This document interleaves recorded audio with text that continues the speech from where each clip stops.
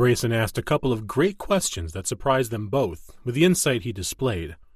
Then Julie gasped a bit and closed her eyes, which immediately grabbed both men's attention. She opened her eyes really wide and grimaced, speaking in clear English. "Okay, Brayson, good interview so far, but can you help Juan get me to the car so we can go to the hospital? Juan, honey, we need to go right now."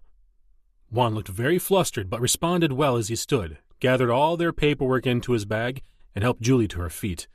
He then suggested, "Brayson, if you'll be so good as to help my wife toward the door, I will get our car warmed up. After that, I think it is safe to say the interview is finished but not concluded." Julie breathed, flashed Brayson her trademark smile, and added, "Thank you, Brayson, for your time. Hand Juan your letters, and we'll contact you either way tomorrow. Let's move it, gentlemen, before another contraction hits. Otherwise, we will test if either of you can carry me." Brayson picked her up with a signal from Juan, clearly demonstrating he could most certainly carry her.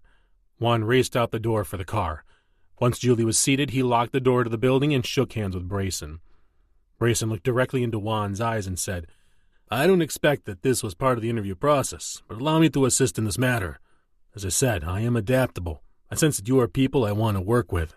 So, permit me to help, sir." Juan smiled broadly and nodded as he suggested, "I guess some people interview better than others. Let's go then." Many hours later at the hospital, Julie looked rested and animated. She was beaming back and forth between each of the babies in her arms. The babies were making mewing sounds while the proud papa kept his fruit foam busy snapping pictures. Julie had refused any pictures that included her until her hair was combed and she looked less ragged. The family had arrived as quickly as possible to await the baby's arrival. The only one still en route was Carlos. Petra had fixed Julie's hair, and Hattie had placed the babies. Julie looked amazing after a dozen hours of labor. Juan was over the top excited as well. When he had finished with the latest round of photos, he scooped up one of the babies and asked, "Which little darling do I have, sweetheart?"